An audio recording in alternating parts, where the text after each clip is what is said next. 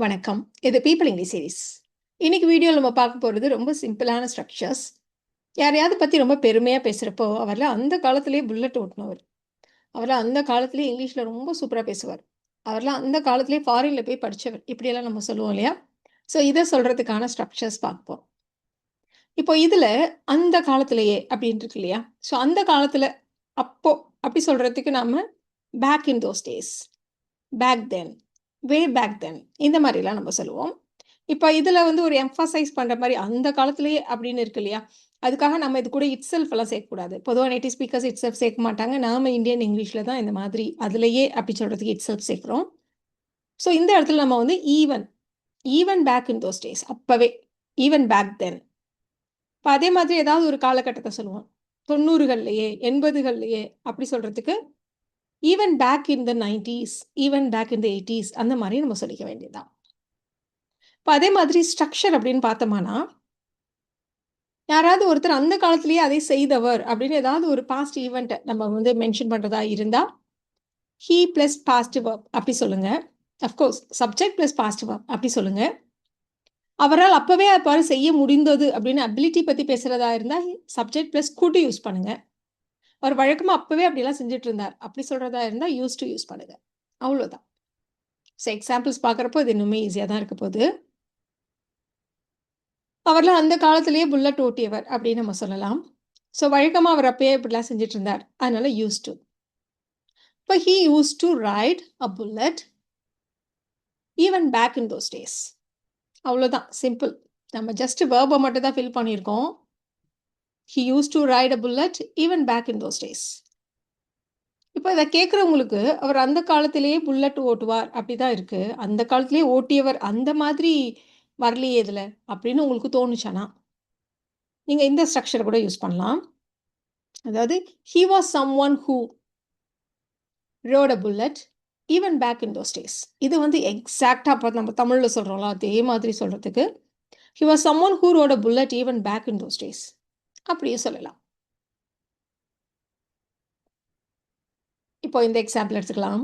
அவர்லாம் அந்த காலத்திலேயே இங்கிலீஷ்ல அப்படியே ஃப்ளூயண்டா பேசுவார் அப்படின்னு சொல்ல போறோம். ஸோ இங்கிலீஷ் அவரால் அப்பவே அப்படிலாம் பேச முடிஞ்சிச்சு அப்படின்னு எபிலிட்டி பத்தி பேசுறதுனால குட் யூஸ் பண்ண போறோம். அப்போ he could speak English fluently even back then. இல்ல even back in those days எப்படி வேணா சொல்லலாம். இப்போ இதை இன்னொரு ஸ்ட்ரக்சர் வச்சு சொல்றதா இருந்தா he was someone who could speak English fluently even back then அப்படி சொல்லலாம். இப்போ இந்த எக்ஸாம்பிள் எடுத்துக்கலாமா?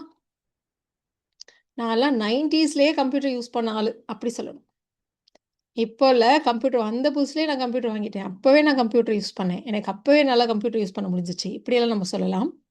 ஸோ இந்த இடத்துல நம்ம வந்து அப்போவே நான் கம்ப்யூட்டர் வந்து யூஸ் பண்ணேன் அப்படின்னு வச்சு சொல்லுவோம். வழக்கமாக நான் அப்போல்லாம் கம்ப்யூட்டர் யூஸ் பண்ணிட்டு இருந்தேன் அப்படி சொல்லுவோம். அதனால் யூஸ்டு வச்சு சொல்லலாம். அதனால I used to use computers even way back in the 90s. I used to use computers even way back in the 90s. அவர்லாம் அந்த காலத்திலேயே ஃபாரின்ல போய் படிச்சவர், அப்ராட் போய் படிச்சவர் அப்படியே நம்ம சொல்ல போறோம். இப்போ இதுக்கு வந்து யூஸ் டு யூஸ் பண்ண முடியாது. அபிலிட்டியும் இல்லை இல்லையா? அப்போ பாஸ்ட் டென்ஸ் வச்சு சொல்ல போறோம். அவர் வழக்கமா போய் படிச்சார் அப்படிலாம் நம்ம சொல்ல மாட்டோம். அதே மாதிரி இது அபிலிட்டியும் இல்லை. ஸோ அப்போ போய் அதை முடித்தவர், படித்தவர் அப்படின்னு சொல்றதுனால பாஸ்ட் டென்ஸ். அப்போ he went abroad to study. He went abroad to study. He went to abroad இல்லை. He went abroad to study. Even way back in those days. அப்பவே அந்த காலத்திலேயே. He went abroad to study even back in those days. அவர் அந்த காலத்திலேயே சொந்தமா car வச்சிருந்தார். சரி இதை எப்படி சொல்லலாம்? He used to own a car. He used to own a car even way back in those days. Even way back then. எப்படி வேணா நம்ம சொல்லலாம். அவர்லாம் அந்த காலத்திலேயே சொந்தமா தொழில் தொடங்கியவர். ஸோ தொழில் தொடங்கினார் ஒரு ஈவெண்ட். பாஸ்ட் டென்ஸ் வச்சு சொல்ல போறோம். அப்போ he started his own business even way back in those days. நம்ம முன்னாடியே சொன்ன மாதிரி இன்னொரு ஸ்ட்ரக்சர் நம்ம இங்க யூஸ் பண்ணல. நீங்க வேணுமானா அப்படியும் சொல்லலாம். He was someone who started his own business even way back in those days. அப்படின்னு நீங்க சொல்லலாம். ஸோ இன்னொரு ஸ்ட்ரக்சர்ல நீங்களே சொல்லி பாருங்க.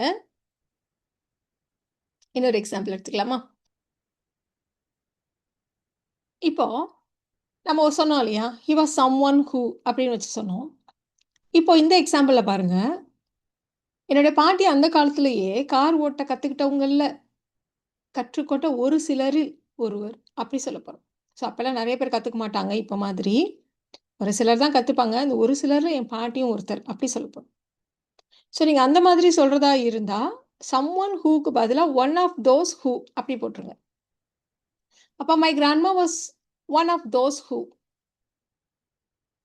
இந்த இடத்துல கார் ஓட்ட கற்றுக்கொண்டவர்களில் ஒருவர். அதனால one of those who learn to drive a car. Of course way back then, even way back then அப்படி போட்டுக்க வேண்டியதுதான். My grandma was one of those who learn to drive a car way back then. So இந்த structure ரொம்பவே ஈஸியா இருந்தது இல்லையா? இந்த ஒரு சென்டென்ஸை நீங்க ட்ரை பண்ணி பாருங்க. அவர்லாம் அந்த காலத்திலேயே கோட் சூட் போட்டவர். ஃபுல் சூட் போட்டவர். அப்படி சொல்லணும். எப்படி சொல்லலாம்? ட்ரை பண்ணி பாருங்க. உங்களுக்கான ஆன்சர்ஸை அடுத்த ஸ்லைடில் செக் பண்ணிக்கலாம்.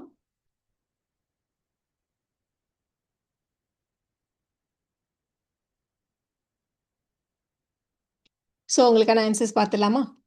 ஸோ இந்த இடத்துல நம்ம யூஸ் பண்ணுறதா, குட் யூஸ் பண்ணுறதா, பாஸ்ட் வெர்பை யூஸ் பண்ணுறதா அப்படின்னு பார்த்தோம்னா இது ஒரு ஈவெண்ட் இல்லை. ஒரே ஒரு நாள் அவர் கோட் சூட் போட்டார் அப்படி சொல்லலை நம்ம. அபிலிட்டியும் இல்லை.